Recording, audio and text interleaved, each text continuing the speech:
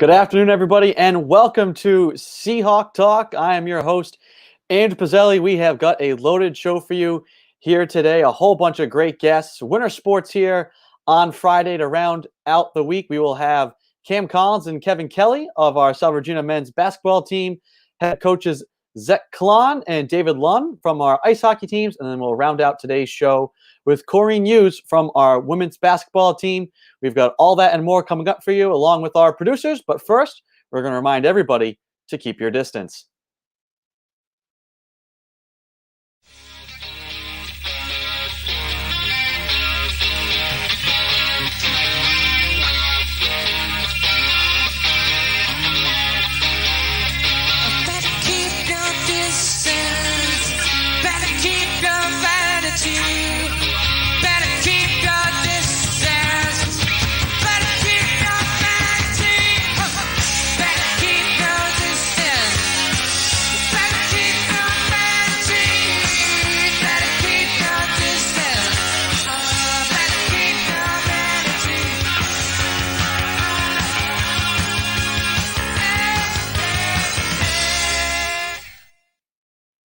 That is The Shake, performed by Ed Habershaw here for our opening of Seahawk Talk. I'd like to bring in the producers now, Mike DeFusco and Joey Morelli, to lead off the show with our opening thoughts. Guys, how are we doing here today? Pretty good. Yeah, pretty good. So I wanted to start with the biggest news of the day. TikTok is going away on Sunday. So if you haven't downloaded it yet, you better download TikTok before it's banned in the United States. I know everyone's freaking out, but I've coined a little saying here: "We lost Vine, we'll be fine." With with TikTok going away, so you better trademark that quick. As part, yeah. Again, we've been just coming up with so many trademarkable sayings here on the Seahawk Talk trademark program. So you're part of the TikTok generation. So your thoughts on TikTok being banned here in the United States? Well, I think I speak on behalf of pretty much everyone my age, and I'm pretty sure no one's happy about this in any way. Still hope though it's not just give up yet. We were looking at some articles before the show, and we saw like a company called Oracle is like looking to buy, make a deal with the parent company. I think it's ByteDance from China, and hopefully that will come through and be able to get TikTok back soon. But I think, like everyone else, we're pretty upset. How about you, Joey? I don't know. I think it's a weird decision. Like, everybody's stealing everyone's information. Like, even if TikTok is, like, you act like Facebook and Google and everyone else doesn't have all your stuff already. Like, I got an ad on my phone for something I thought about. I don't know that I even typed it in on my computer. It was like, hey, you want this thing? And, like, it knows about, like, stuff I've done that aren't even connected to the internet. And, like, everything's spying on me. If TikTok wants to spy on me, like, what are they gonna do with my information? Nothing. Yeah. I'm too jaded. It's all in all a bad move. I mean, think about our social media companies now. What happens if another country wants to be like, nope, can't have Facebook here or something? Yeah, exactly. Like, just sets a bad precedent, I think, going forward for some of the social media companies around. The war on social media, just another thing to check off the 2020 bingo card that we didn't see coming, and we'll move on. So season finale Godzilla. Well, I saw a couple of weeks ago somebody they unearthed crystal daggers from some cave in Germany, and people were like, "Save those for when the White Walkers come." Yeah, what is that, Dragon Classic? Yeah, for the 2020 season finale. That was a really good one about. I don't know if you guys remember, like, when they found the coffin where they thought it was Alexander the Great. I guess they found more coffins, and everyone was like, "Don't open them." Don't open them. This is not the year. They found 2 coffins, and they're like, "We're gonna open them because we figured out how to open them without breaking them." And everyone's like, "Don't do it! Don't do it! Gonna release the mummies." So what else is going on? What else would you guys want to start the show with? Besides, I think that's overshadowed a lot of news. But besides that, since we got ice hockey, both men's and women's coming on, and then also women's basketball, we got to talk about the Tampa Bay Lightning first advancing to the Stanley Cup Finals with an overtime win against the Islanders last night, and they're going to play the Dallas Stars. So we got that to look forward to. I like to hear what our coaches from that sport think, and then also WNBA Semi-Finals kickoff. So we've been watching the NBA. Now we got the WNBA this Sunday. You can catch Aces and Suns, and then the Lynx and the Storm are going to be playing. So, a lot of basketball, a lot of entertainment this weekend. I'm excited. Yeah, and talking about the WNBA. So I'm not a super on the basketball thing. Did the NBA just finish, or because they just announced the MVP, the Bucks did at least, and I don't know. So they always have been, all of their awards are regular season awards, and so they usually announce them, sometime after the conference finals, before the finals, or maybe even after the finals. And, they've changed it up a couple of years now. There's been a big push to say let's just wait and hold off because Giannis Antetokounmpo wins MVP for the second year in a row. He doesn't even make the finals. So a lot of people kind of saying hey, it's a regular season award, but it's the playoffs that what matter. So should that be taken into consideration? Okay. He's supposed to be the best team on the best player on the best team, and then that they don't make the conference finals. Shouldn't that detract a little bit? The Super Bowl does. So that's why I was asking him. It's normally after the Super Bowl they announce the MVP, and I was gonna say someone else pronounce his name for me because I can't. You can't say Giannis Antetokounmpo. It's easy. No, but I can say. Repeat after me. Giannis. Go ahead. Giannis Antetokounmpo. Antetokounmpo. There you go. Close enough. I got it. Yeah. But I was going to say, I can't pronounce Rosh Hashanah, which started today. It's the Jewish New Year. Goes until, I think, Sunday. So that's another news thing happening. We got a lot of news today. Yeah. Packed. Want to show those shoes of Kanye, Joey? Not to put you on the spot, but I think people would get a kick out of this. It's Kanye going downhill even further. Okay, so today, Kanye West, I guess, tweeted. He was just like, I'm the new head of Adidas. Everyone was like, what are you talking about? And he claimed, he was like, I'm going to reunite us with Puma because Puma's designs are trash. And people are like, you're going to call Puma's designs trash? Well, look at these shoes that he made. Here it is. These aren't going to be intended to be are these supposed to be just style, or are these meant to be hey, you can play basketball in these? I think these are those don't look bad. Yeah, see, these are fine. I think these are other shoes he made, but then what this is that? I think that's a flip flop or a sandal, and then we got this monstrosity. It's ultra Crocs. Okay, his son made those. Let's just. I mean, that can't be the work of a man. I'm sorry. Yeah, I've seen some of his sketches though, and it's not too unbelievable if you see some of his own his pre-designed sketches. I think most of the work in the Yeezys is done by that development team because there's no way he's putting those together.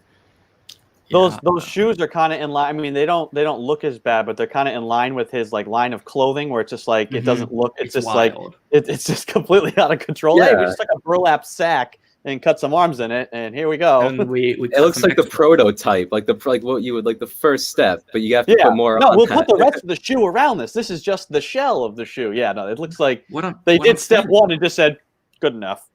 It looks like what you do, when you're making sci-fi costuming, for an alien. That's the foot. You fill it with foam, and then you attach that to a mechanical leg, and that's your. That's Aliens 5. That's the new xenomorph. He's got those feet. He's way less threatening. The xenomorph shoe. Well, I know. We'll have to see. I know for our next guests, Kevin Kelly and Cam Collins of our men's basketball team. Shoes are important to basketball players, so I'd love to get their take here. If they're ready to rock and roll, go ahead and pull them in, and I'll let you guys go to the background. Mike, Joey, thanks a lot, and we'll come back to you at the end of the show. All right, I'll pull.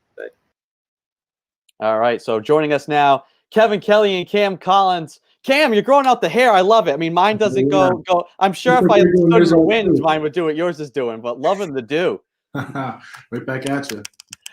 Were you guys able to see just now when we were showing it, or prior?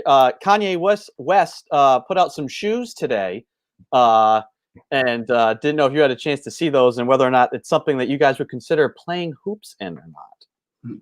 Well, I did not see those, but I don't know if I would ever play in some Yeezys. That's what I was gonna ask. We needed the expert opinion here. Basketball players are the shoe guys. I go to my basketball players for the shoes. So Yeezys, not a basketball shoe. Nah. A good style shoe. I would definitely wear them on the street though. All right. First time we're getting to talk to you guys. We've talked to most people about how the summer went. How was your summers? How were you able to train, stay sharp, that sort of stuff for each of you guys throughout what was a very unorthodox off season?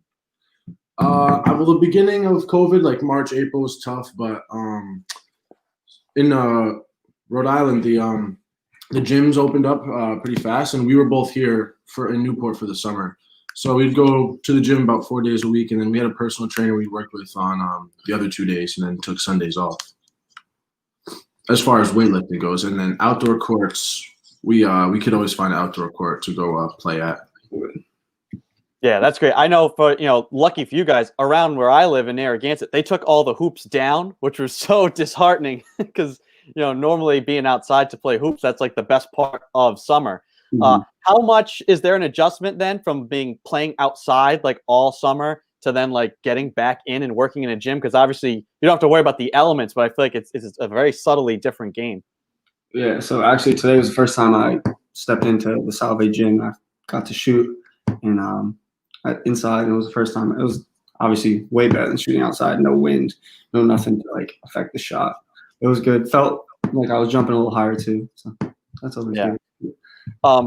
What is it like to be seniors now? Like, is it crazy that like this time is just flying by? Talk about what it means to you guys to be seniors. I'm sure it's a little scary, but I'm sure it's also a good feeling as well. Yeah, I remember being a freshman coming in and the seniors telling you it flies by, and you just that's just what all the seniors say. You take it. But now being a senior, you really can like feel it and see it and like actually experience it. Like the past 3 years have really flown by, and it's a big leadership step that we have to take as seniors to make sure that the people under us can like step in our shoes next year and the following years to come. Yeah. Kevin?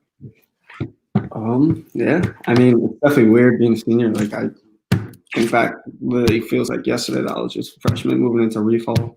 But it's definitely weird, but it's gonna be a fun year. Hopefully we get to have a season too.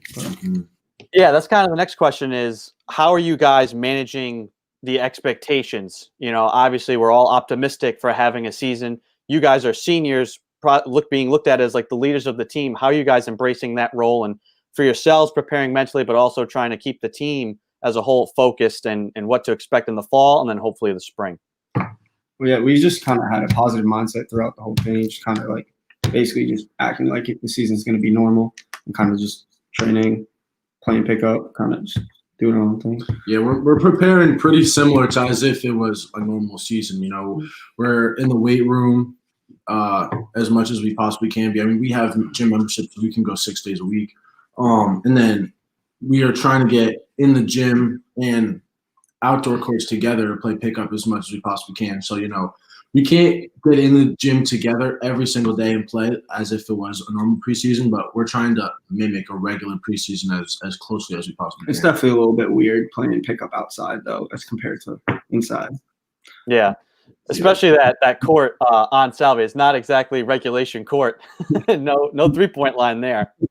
They actually just redid so new lines, new everything now. So well, that's good. News to me. I'll have to get if they got hoops there, then maybe I got to come onto campus.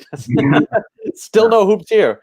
Talk about then, additionally onto that, what are the team's goals for the season? Last year, you guys make a strong finish. You make the playoffs, obviously a disappointing end to the season. But what is your expectations and goals for season, hopefully, if and when it happens for this team?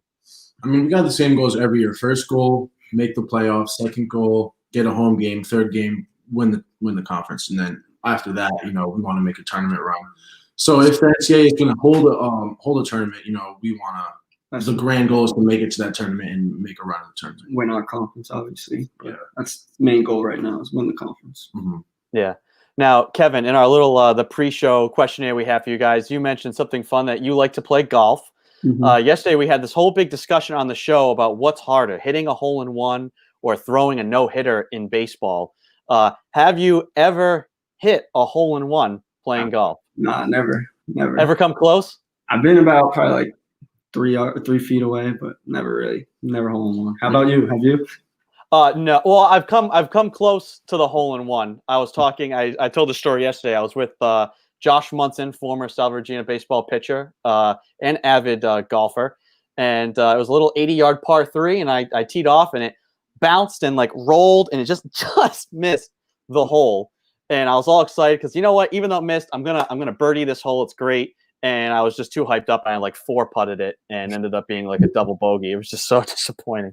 So that's the closest I've come, is on like an insanely short par 3. Cam, you golf at all? Have you ever come close to a hole in one? I golfed a couple times this summer, but mini golf I'd say is more my sport. Yeah. Hole in one on a mini golf course way different than hole in one on the regular links. Kind of along the same lines. So you've got the hole in one, you've got pitching a no-hitter, half court shot. Have you guys ever hit, now I think everybody's probably hit once in practice or joking around with friends. In a game, ever, high school, college, ever hit a half court shot when it counted? I never have. I hit one in 4th grade CYO. Hey, that counts. That was in a game. Yeah. Live game action. Cam, you're much more of a guy who lives in the paint, right? Yeah. So you got your 1,000 points last year. Talk about what that was like as a junior, getting to that 1,000-point mark. I mean, it was a great feeling, especially knowing that I had all my guys behind me supporting me, and then I had the support of the fans and then my family there too. So honestly, it was really an unreal experience. I mean, even just thinking about it, sometimes I get chills just thinking about that moment, and it was a really good feeling. I'm really excited because I know Kevin and Mikey aren't too far off, so I can't wait for them to experience that same feeling I had. Was there any like nerves with that, like knowing you're getting close, that like you start thinking about like, oh, what do I want my 1,000 point to be? Do I want it to be a 3? Do I want it to be an and 1 dunk? Like, is it all something you think about, or do you just try to not even think about it and just play the game? You gotta try not to think about it and just let the game come to you, because then if you think about it too much, you're gonna start forcing shots and then throwing up prayers and taking bad shots. And at the end of the day, you want to get the win. So I mean, the 1,000 point, it was nice to get it, but you can't go in with that mindset that you're going to try and get that 1,000. Yeah. His 1,000 point was pretty good anyway. It was excellent. It was a great play. Kind of closing thoughts here, guys. Everybody's been talking about the NBA, the bubble, all these things. Who are the teams that you're rooting for here with our Final Four? You got Celtics, Heat, you got Lakers and Nuggets. Who are you guys rooting for? LeBron. I mean, I really want to see the C's win, but the way the Heat have been playing, I mean, it could go any which way. Kevin, you're a big. Are you a LeBron fan or are you a Lakers fan? Because I know there's both of those people out there. Big LeBron fan. He should have been MVP today. They messed that up. Well, it's because it's a regular season. What do you guys think about that? Should you take postseason into account with the NBA? Should they wait and do MVP after the fact? It's a tough question. I don't know. It's probably a regular season award, but I still feel like he should have won it even in the regular season. But yeah, he's just gonna get motivated to win the championship now. Yeah. Now, Cam, you said that Celtics are going to have a hard time here with the Heat. Obviously, a tough team. They play hard the whole game. Celtics have struggled with the zone. Any advice from you guys on how to beat that zone defense? Any insights? Find the middle. Yeah, find the open man. They've been doing a lot of double teaming at the top of the top of the key and like those corners. So it seems like they just got to find the open man and hit shots. All right, Brad Stevens, if you're listening, Cam Collins and Kevin Kelly have the answers for Game 3, which is tomorrow night. Guys, great to see you. You guys are looking great. Hopefully, you guys can keep it going and get in the gym, get sharp, and we can have a great season coming up. Thanks for coming on the program, and enjoy your weekend. Yeah, thanks for having us. All right, take it easy, fellas. That is Kevin Kelly and Cam Collins of the South Virginia men's basketball team.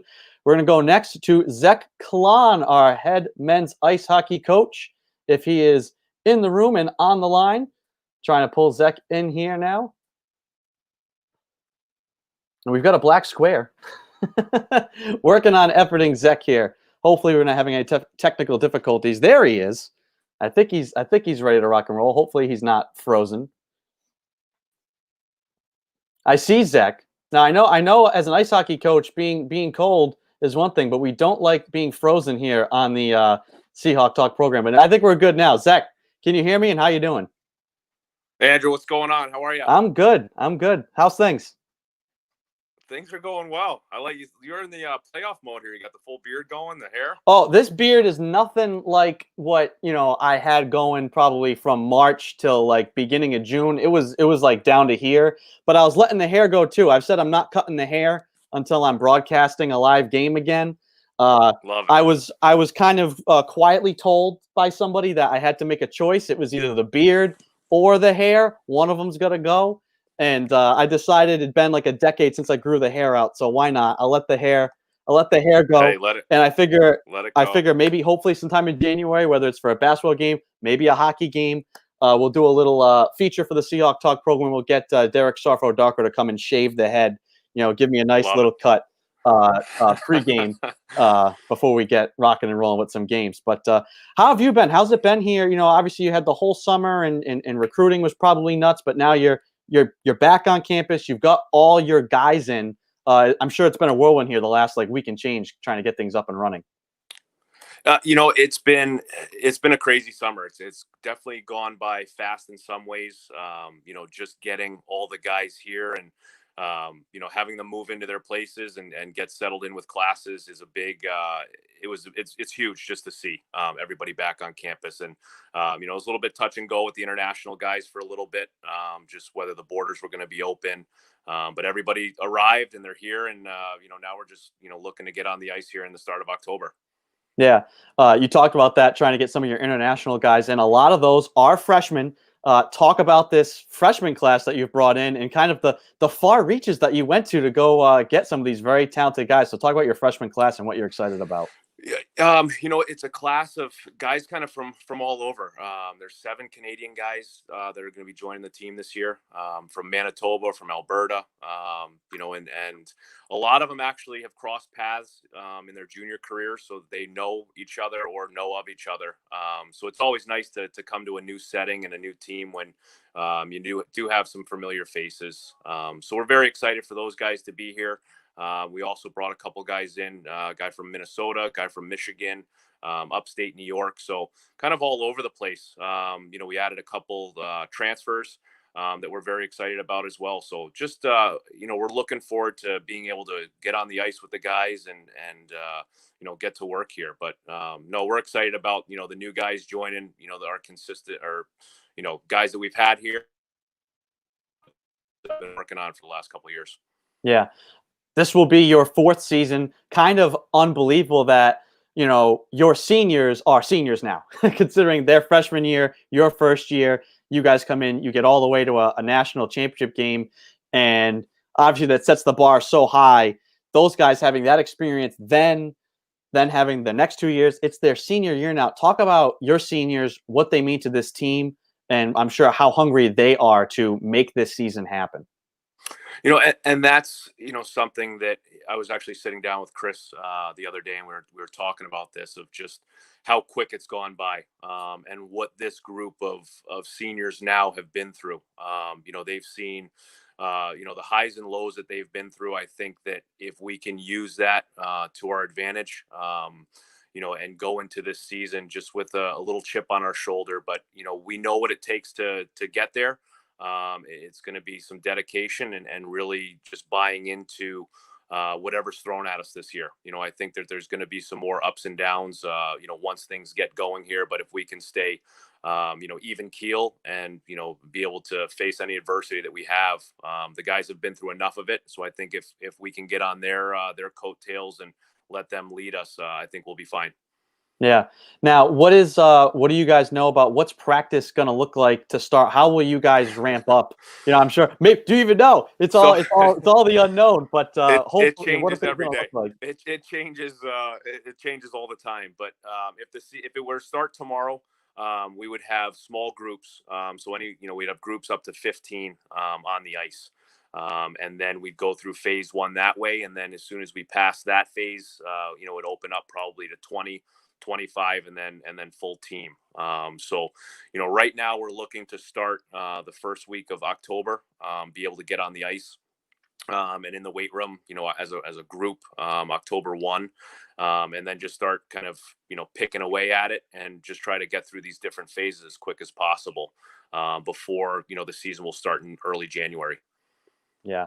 Kind of a funny thing. You mentioned this in our pre-show questionnaire. You've been to all but 2 states in the United States. I want to know what 2 of those states are, and if you plan to go to them once the world returns to normal.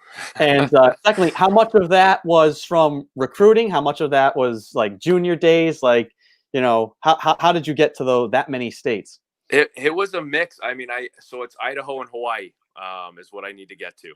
I definitely want to hit all 50. At some point. A lot of those were juniors of just riding the bus. Back in the day, we'd get on the bus and we'd leave for 2 weeks and the old iron lung, and we wouldn't stop until we hit every city we played, and then we'd make our way back. So I played my junior hockey out in the Midwest. So there was a lot of bus time. When I was little, we did a lot of driving as well. So picked up a lot of states that way, but it's exciting. I definitely want to hit those 2, but at some point. Yeah, well, you can't take the iron lung to Hawaii, so you're gonna have to either get on a maybe you could take a rowboat. Would be the equivalent there, but probably gonna have to fly to get to Hawaii. Definitely. No, that's one I definitely want to get to at some point. I'm sure that'll be a little bit later down the line, but definitely want to get there.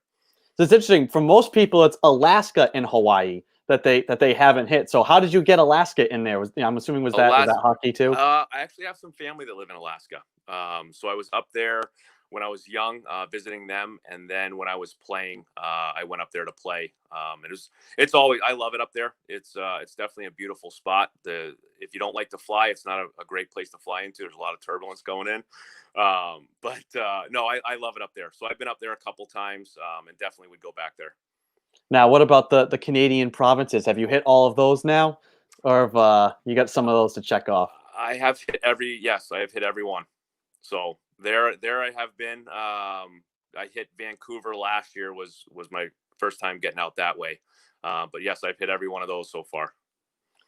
Favorite place out of the places you've been to go, or maybe tough to pick one. Maybe pick a top 3 cities, Canadian and U.S. right now. I would have to go with Austin, Texas, Nashville, and San Diego. I can't argue with those 3. Those are 3 really, really solid spots. I'm an avid traveler. I know a lot. I've communicated with you a lot. End of the season, we're talking, oh, we're going to do the summer. Oh, I'm going to travel here. And you're like, oh, if you go to Austin, you got to go to this street. You got to go see if this place is still open. Tell Jimmy so-and-so that Zech Klann sent you. And so I know that's been another one of the tougher things during all this is, for me, lack of travel.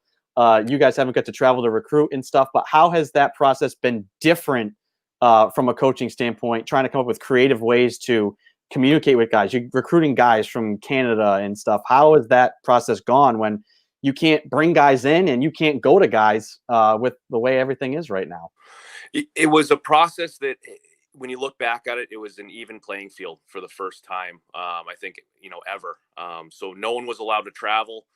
You weren't allowed to have student athletes come and visit schools. So for us, it was an even playing field. So it was the more time you could spend on the phone and on Zoom, the better off you were. But the amount of time that Chris and I put into some Zoom calls and just being on the phone, it was definitely an interesting summer. I would hate to see my phone bill right now, but all the calls, but it was different getting to know the student athletes over the phone and not being able to shake their hand and and start developing a relationship that way and take them out to a meal and get to know their families. But for us, it was more just over and over phone calls and Zoom calls, and really just get a chance to get to know one another. It's weird when you talk to a family and over Zoom and then have their son come and play for you. So, but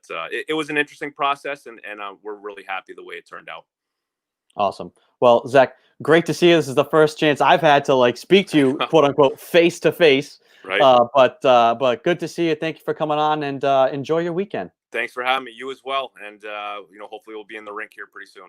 Yeah. Hey, cutting my hair. We're hoping for it. No, you keep know? it going. I like Yeah. it. You look like one of the boys now. Yeah, I got some lettuce for sure. Absolutely.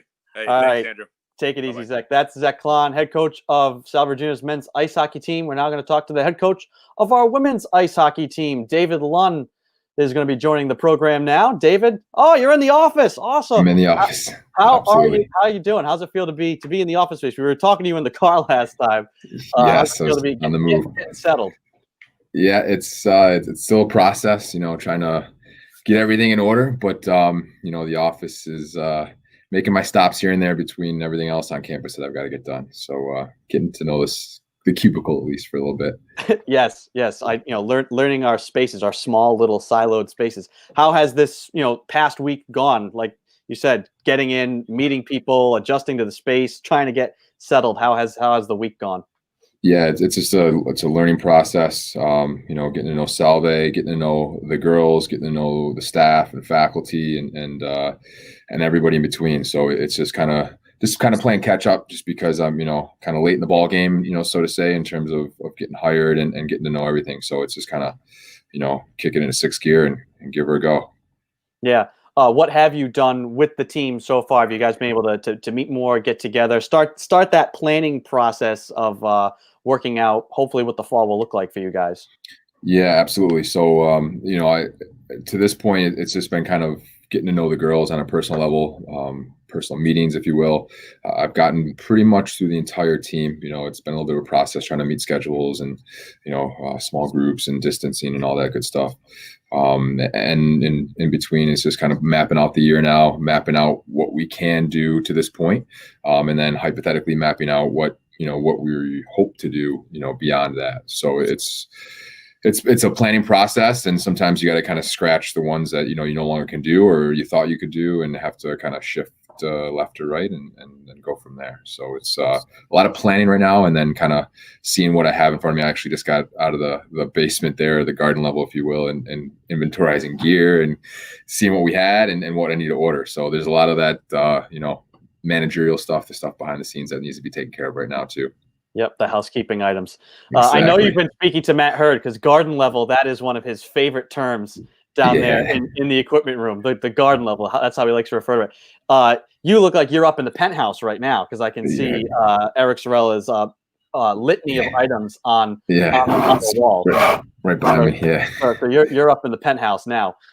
Exactly. A lot of other coaches have talked to me about this whole process of planning and trying to organize practices, and it's all unconventional. Have you had any resources, maybe unorthodox resources that you've gone to, whether it be podcasts or forums or calling different coaches and stuff, to try and come up with, what are you guys doing, or what is this like? Have you done this? Have you tried that? Are there any resources that you're trying to pull on to figure out what you can do and what will be best effective under the current situation? Yeah, I mean, I haven't had a crazy amount of conversations with other coaches, what they're doing, because I think we're all kind of in the same boat. We're all just kind of waiting to get going. What's allowed in terms of hockey, we're kind of on track to where we would be in a normal year. Like right now, starting school, we don't really have a lot of access to the kids at this point in time. It's kind of voluntary workouts, captain's practices. We don't have that kind of availability to get one-on-one until our start date, our official start date. So right now, for me at least, it's just trying to get things in order, but soon enough things will start to kick off. We'll meet as a team here very shortly, go over the outlook, my expectations, what their expectations are as well, and then have more of a map within the next 2 to 3 weeks of where everything's going to start, and then getting back on the ice, and then knock on wood, return to play. Yeah. We talked in the open about the Stanley Cup final being set. You've got the Dallas Stars and the Tampa Bay Lightning. I think everybody expected Tampa could be that team that's going to come out of the East, in the running for best team, maybe in the whole league. The Stars kind of, seasonally are one of those teams everybody thinks, could this be their year? But nobody really thinks it's going to be their year. Could this actually be the year now for the Dallas Stars? What are your thoughts on how the bubble went for the NHL and the matchup in the Stanley Cup final? Yeah, I think the NHL hit a home run when they kind of mapped everything out, put it together, and how they constructed their return to play. It's been great to watch. Everything seems to have gone smoothly for the most part, and they've gotten a good product out of it. It's been some exciting hockey. Great games, some triple, quadruple overtime games, and a lot of like last night, Game 6 overtime. Very exciting hockey to watch. Dallas. I like what they've done. Of like what how they've put their roster together. They've got a good depth of veteran leadership, and those guys are producing too. If not on the score sheet, on the ice, just in a shift to shift basis, and that goes a long ways. If you can get a good goaltender and continue to ride them and produce depth wise to your lineup, you're a dangerous team. So I think it's going to be a great matchup. I think it could go the distance of 7 games, back and forth. So it should be exciting hockey. Are you a Boston Bruins fan? No. I'm from Michigan, so I'm a Red Wings fan, born and raised. I know a lot of Bruins fans are going to be pretty salty if the Stars win, because you got old friend Tyler Seguin over there. You also have Anton Khudobin, a former backup goaltender for the Bruins, who could possibly win his first Stanley Cup as a starter when Tuukka Rask has been one of the highest paid goaltenders and is yet to win one as a starter. And obviously a whole lot of controversy and yada, yada, yada surrounding Tuukka. But, what are your thoughts, can't speak today, on Khudobin and what he's been able to do, a guy who had been a backup, but now as a starter, that's got to be tough. We saw what happened for the Bruins when they lost Tuukka and having to go to Halak, who's an older guy, used to backup minutes, now being the starter. What Khudobin's been able to do is pretty impressive. Yeah, that's sometimes it just takes, you got to get away from the shadow or get out of the shadow, so to say, or you got to kind of forge your own path. It takes a trade, it takes a free agency, whatever the case may be. And goalies are, they're an animal in themselves, and they're confident by trade, and sometimes it just takes, again, getting out of town to create your own path, if you will. And I'm trying to think, some goalies that have done that in the past that have gotten out of the shadow of the guy in front of them and done very well. Who's offhand, I'm not coming to my mind, but there's definitely a number of goalies that have do it. To think back to Detroit days, Chris Osgood did it with getting out of the way of Dominik Hasek. I think that was they won the cup that year, and Dominik Hasek, arguably one of the best goalies in NHL history, and Chris Osgood's no slouch himself. Able to pull himself together at the right time and win a cup and so on and so forth. So it helps to have two good goalies in house, but sometimes that can be a problem as well. And you gotta, they sneak away too and have their own career and win a cup and so on and so forth. Will your Red Wings be back next year? Well, we got a long road ahead of us. It would have helped to have that first pick, but I'm confident with Steve Yzerman, at the top of the mountain, calling the shots. It's just going to take time to build, to build a, I don't want to say culture, but I guess a culture, to build an organization the way that he wants it and to get the right pieces in place. So it's going to take a few years, but we have got a good pieces where we are. I just think we need some more pieces to really kind of solidify the top to bottom lineup. Yep. Well, David, great to see you again. I'm not going to take any more of your time while you're busy building the pieces for your program as well. Exactly. So I'll let you get back to work, getting settled, and have a great weekend, and we'll talk to you again next week. Appreciate it. Yep. See you soon. All right. That's David Lunn, head women's ice hockey coach, new coach here for the Salve Regina program. And we're going to turn now to a veteran Salve Regina coach, one of our most tenured coaches here at Salve Regina, Cori Hughes of our women's basketball team. Cori, great to see you. How are you? Nice to see you too. I'm very well. How are you? Good.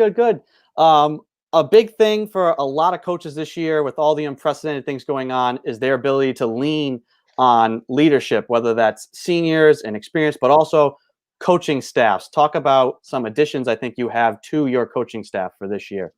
Yeah, well, I actually just had a very good conversation a couple of days ago with Liv Pierce, alumni. Graduated a couple of years ago, and she's going to be joining us this year, helping out. And I'm really excited for a couple different reasons. Number one, Liv is knowledgeable and has just great fundamentals as far as the way she played. She's passionate, very excitable. She's positive, which I think we need. I think it's always good to have a young female coach working with these young female players. And I'm just looking forward to having her on staff. I think that she's going to make a big difference for us. Relatability for the student athletes. Mostly, I just got to talk about her energy. I mean, she just really is passionate, and she's been dipping her feet in the pool as far as coaching. She did some coaching last year with some younger kids. Her and Carrie Beeland, who's another person I would love to try to wrangle in and get her on board. We'll see if I can make that happen as well. Tell Carrie she'll get some screen time on Seahawk Talk, and then you'll have her in an instant. I would love to have her on staff. And I mean, there's a lot of talented alumni that are in the coaching ranks, but trying to think about people that are local so that they can make it work with their jobs. Yeah. I thought of Liv right away for a number of reasons, but one of them was also that she's a teacher, and so for that reason, she's going to have a little bit of flexibility in that schedule of hers to be able to be at practices. So we're excited to have her on board. Got to just finish up the paperwork a little bit. Yep. Have a couple more meetings with her and figure out exactly what her role is going to be. But yeah, it's going to be exciting to have her on board. I was going to say, when I think about Liv Pierce, like one of the first words that comes into my mind is energy, like the energy she brought on the court and applying that. I can totally see her bringing that same energy to coaching. Does that help you in a way, like knowing you have another coach that's going to bring the exact same amount of energy and you could kind of like dial back a little bit and not always have to be the one like getting all ramped up and getting into people? Yeah. It's going to be important for me to have somebody with that kind of energy to take a little bit of the burden off of me. I played with a lot of energy and I coach with a lot of energy. I think one of the jokes on the team is that I have a chair that never gets used. And I, probably work as hard as they do as far as just getting up and down the sideline.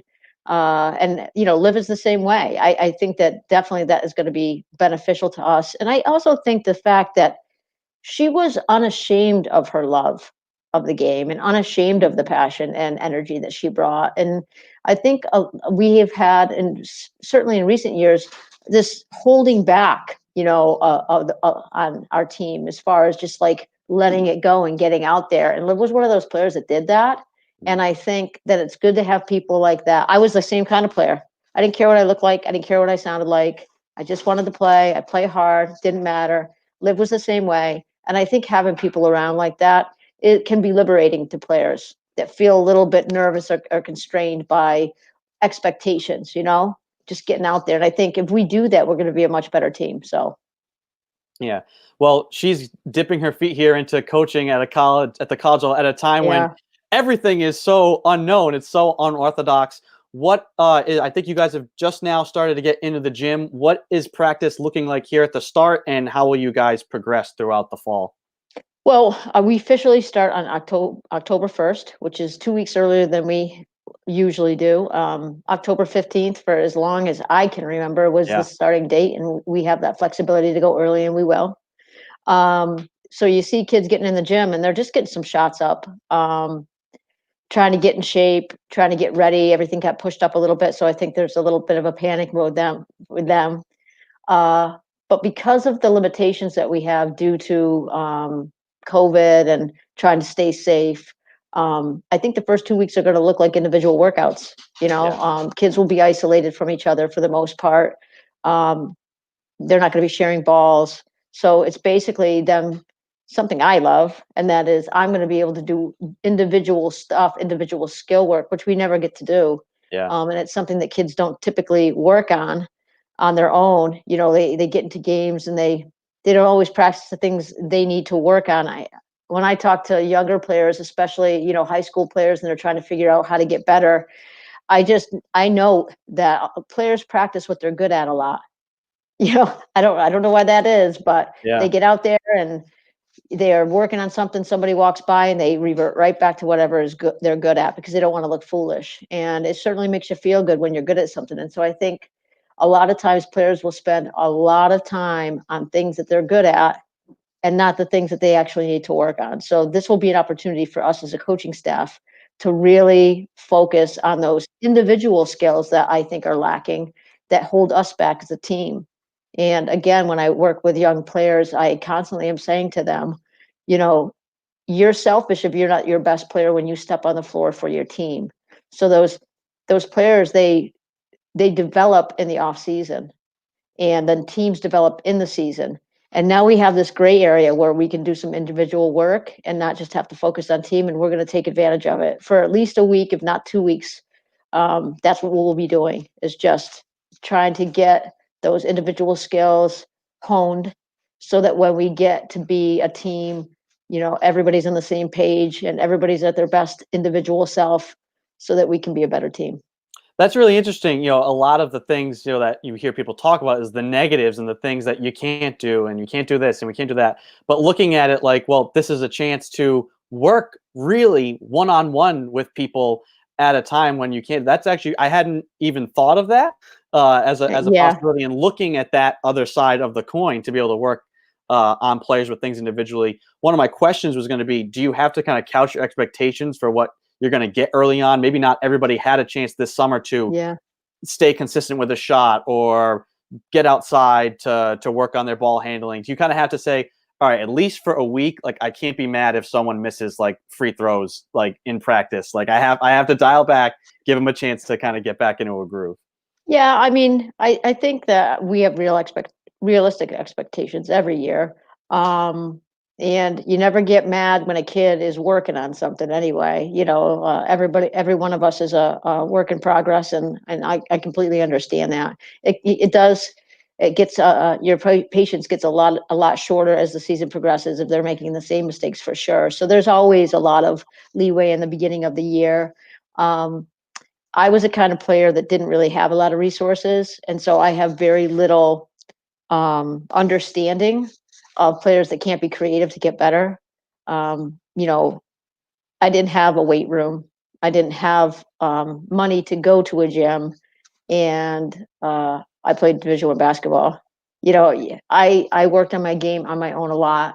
I had to, and I hope that my players, you know, took my advice when I did advise them during the summer and in the off season to get creative with the ways that they worked out, so they can at least be in shape and get the ball in their hands. You know, one of the things that I talk about when I talk about ball handling is that you don't even need a basket to do that. You need a space. Yeah. And actually half the drills that we do, we don't even dribble when we're working on our ball handling. So, you know, there's a lot of excuses to not get ready, but there's a lot of ways to get ready. So I hope that they were. We'll see if they have been. It certainly won't be the same. They probably won't be at the same level, but I do have an expectation that they were doing stuff and that they're getting ready. And to me, I mean, we were not a good team last year, and these changes, they don't faze me at all. It's not like, okay, we were going to build on this thing, so now we have to go back to the drawing board. We were going back to the drawing board. Yeah. You know, it was my intent to change things. It was my intent to shake things up. It was my intent to like reimagine what we could be, and now we're forced to do so. So for me, you know, the only thing that is disappointing to me is just not being able to play until, you know, second semester. But even that, I feel very grateful that we get to play. So that is my only disappointment, is I wish we could get, you know, into it a little bit sooner. And it's not even for me as much as it is for them, because I know that after a month of listening to my coaches as a player, I didn't want to hear their voice again. I just wanted to play basketball. And now they're going to have to listen to me a lot longer. And we're going to try to be creative and give different kinds of activities, not just on the court, to try to. That's another thing. We can now develop them in a different way as far as leadership is concerned. All of those things that other teams that do not have winter sports were able to do in the off seasons, you know, when they can do, you know, leadership building and team building and have different kinds of off-field stuff. Basketball never had that opportunity because we were right in our season when we started. So I'm taking this first semester as, you know, a non-traditional season of sorts. And so we can be creative with the things that we do. I don't have to just kill them on the court, although I plan to. But we're going to take the opportunity to not just address us as a team, as far as like, I do have some team building things I want to do. I do have some leadership stuff I want to do, but I also want to address some of the things that are happening in our community, in our country, in the world. I want to talk about those things. I think they're important. And when we get into basketball mode, all that's important, it seems, is basketball. And we're in a unique situation where we can now kind of say, you know what, there are more important things sometimes, and let's talk about them. And so we're going to take some time this first semester to do that as well. I was going to say that's another one of those. The other side of the coin is that now you have, practice is going to be unconventional. Well, there can be unconventional things that can be really positive things that you can do because you'll have the team and you have this time. Would you want to elaborate any more on what some of those things will be that you plan to do and maybe implement? Well, we're going to talk about some team building activities that might have to do with physical stuff that have nothing to do with basketball, getting out and doing. I don't know if a ropes course or anything like that will be in our future, but that's the kind of thing I would look at. We'd have to see how we could do that safely and modify those kind of ideas. But I mean, we've always wanted to do things like that. I want to take the time to actually do a little bit of reading, a little bit of watching. There's a lot of good content out there. Obviously, we're going to do film work, but I really am going to try to give them a break from that as well, a little bit, because I do, I have personal opinions about a lot of the stuff that's going on in this country right now, and it's very upsetting to me. But I keep hearing this. I just had this conversation this morning. I keep hearing about how things are political, and be careful, things are political. There are some things that are not political. There are some things that are just wrong or right. And we want to focus as a coaching staff and as a team on what we can do to help the things that are wrong, how we can change, how we can be active. I heard somebody say in regards to racism in particular, we don't need allies, we need accomplices. I want to be an accomplice. And I want to talk about what that means with the team, because I think they want to be accomplices too. So there's a lot of things that we want to do. I don't know exactly what we're going to do yet, but I do know that's going to be a big part of how we define ourselves as a team and as people on our team. So I'm excited about it. I'm a little bit fired up, if you can't tell. I just, I do get fired up about the whole, when you don't talk about religion, you don't talk about politics, and I don't want to talk about either one. I want to talk what it means to be a good human being, and what it means to treat people fairly, and what it means to be safe with one another and care about each other. Those are things that have nothing to do with whether you have a D or an R, next to your name. And I think that if more people thought like that, we'd be in better shape. So that's what we're going to be doing in this preseason that we have, this non-traditional season, trying to become better players and become, more active participants in our democracy. How's that? Yeah, no, it's a chance to develop not just as a team and as an athlete, but develop as people and as young men and women. And I think, like you said, we're kind of at an unprecedented time where I think that younger generation, more so than ever, is really feeling the call to act and to speak and to advocate for change and participate in change. A big part of that, I just went through helping a friend run in a local election and seeing the amount of younger people who are fired up about things, and that change starts locally, like you said, about being involved in your democracy. We saw Salve, we announced yesterday how on election day on November 3rd, we already knew there was going to be no games, but no practice, no nothing. It's about saying yes to voting and participating in that democracy. Is that going to be another one of those messages and things that you're going to, if the team's not already informed already about, making sure that they're aware of what they can do, that they have that power and voice? Absolutely. And, we talked a little bit about that in the summer when we had our virtual meetings. And it's funny you say that. I just got a new mask that says, your vote matters. So I'll be wearing that all through this next month coming up. I also, as an individual, have just applied to be a poll person in Newport, because traditionally a lot of people that run at the polls are older, retired people, and a lot of them have health conditions that are going to preclude them, from being able to do it this year. And actually, the state of Rhode Island is really hurting for poll people. So if anybody's able-minded and healthy, I encourage you to do that. I'm going to be doing that, spending my day at the polls as a worker.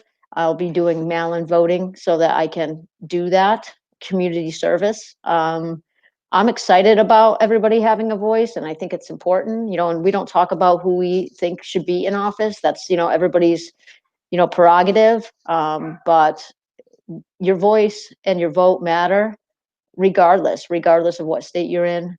I know a lot of times people talk about Rhode Island not being important because it's not big enough to make a big difference. But, you talked about local politics. The way that we vote informs what local politicians do as well. Yep. So it's very important that we have our voice be heard. And I'm 100% behind that. And I'm not just talking the talk, I'm trying to walk the walk. So, and I want to say too, about all these things that are happening in the world and in this country, I think it's hard for a lot of us because we have the best of intentions and we just don't know what to do. I often have said in the last 6 to 7 months, I just want to help, but I don't know what to do.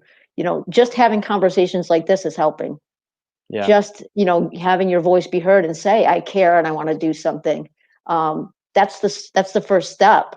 And avoiding having conversations because you don't want to talk about politics is a bunch of bull as far as I'm concerned, because we have not talked about politics at all. And we've been talking for about 10 minutes. Yep. So that just seems to me to be an excuse to avoid something that's difficult to talk about. It is difficult to talk about. And a lot of times we feel bad about our place in it. And you don't know where to put that. I don't know where to put that either. I feel complicit in a lot of the things that have happened, even though I didn't have a direct hand in it. And I think that's hard to sit with. It's very hard to sit with. And wanting to be a good person and make a difference and not know what to do is terribly frustrating. And I can feel that for people that are my friends and the kids on this campus community, But I think the more we talk, that leads to action, and then action leads to change. So let's get talking. That's what I need to say. Couldn't agree more. I think kind of the message here, Cori, out of this whole segment here is that the uniqueness of this whole situation, there's a unique opportunity within that. There's opportunity for coaching. The negative has a positive side to it if you decide to be strong enough and have the willpower to want to go through those things and fight for it. Awesome insights from you. Great having you on. Great to see you. I'm excited to see, what you guys as a team can do with the opportunity you have this fall, what we can do as a community with the opportunities we had. And I look forward to talking to you again next week, and I hope you have a great weekend. Thank you. You too. It's nice to see you. All right. Bye, Cori. That is Cori Hughes, head coach of our women's basketball team. We're going to wrap up the program now by bringing back in the producers, Mike Fusco and Joey Morelli. Fellas, wow, what a show. And I got to say, once again, Cori is always excellent. So many wonderful insights from her. But from all our guests here today, what are your thoughts here on what we had here today on our Winter Sport Friday? Yeah, as an athlete, I really liked what Coach Hughes had to say about just you can always work on something, like just skill-wise. Like there's every sport, no matter how team-based, there's always individual skills you can work on, and that's a lot of what Coach Rell is talking about too. Is we need to be able to work on those things, even when we don't have access to gyms, and it's about personal, responsibility. Be in charge of yourself, make sure you're still doing the things you can do, even though we as people cannot all be together right now, I guess.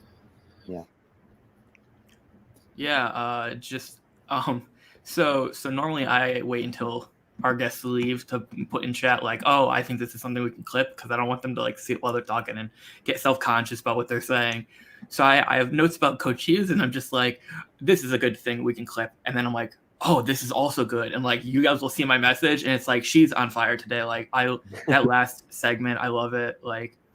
I was even thinking I wonder if non-Rhode Island residents can work as poll workers, because I'm from Connecticut, and I, in my bag, wherever my bag is, have like my absentee ballot thing. And so like I'm obviously can't go vote in Connecticut, so that might be something that I can do because I don't really have like Tuesday classes. So that would be something I think, yeah, like super useful to work on because, like she mentioned, like it's mostly like older people and obviously like they want to stay home hopefully because they're the most at risk. Yeah, maybe that'd be a good thing for us to find out and put together. We keep coming up with great questions. We have to start coming up with some answers for people on some of these things, like what's easier to do, home runs or no hitters, or hole in ones or no hitters. Maybe we can put together some resources for the student athletes on, hey, here's all the things you can do. If you're a student and you want to work at the polls, hey, yes, you can do that. Or no, you can't, but here's the other things we can do. So that's actually a great idea, Joey, something we should look into to provide to the listeners. Well, guys, we're just about out of time. Great show today. Great work in the background, and hope you guys enjoy your weekend. You too. Thank you, guys. Have a great weekend. All right. That's Mike DeFusco and Joey Morelli, our producers in the background. Big special thanks to our guests here today. We had Cam Collins and Kevin Kelly from men's basketball, Zech Klann from men's ice hockey, David Lunn from our women's ice hockey team, and then we wrapped up the show with Cori Hughes, the head coach of our women's basketball team. A loaded show. If you couldn't catch us live, you can always go back and rewatch the show on any of the platforms that we stream live from 3 to 4 p.m. every day, Monday through Friday on Periscope, on Facebook Live, and on YouTube. And then if you can't catch the show there, you can always catch the audio-only version on the podcast. Just search for Seahawk Talk in your favorite podcasting app, and you can go back and listen to every episode of Seahawk Talk that way. So no excuse to miss an episode of Seahawk Talk, especially some of these last couple episodes have been great with the content and the guests that we've had. So definitely worth a second listen, even if you were here for this show. Well, thanks everybody for tuning in. I am Andrew Pizzelli. Hope everybody has a good weekend, and we'll be back on Monday with another edition of Seahawk Talk. Be safe, everyone.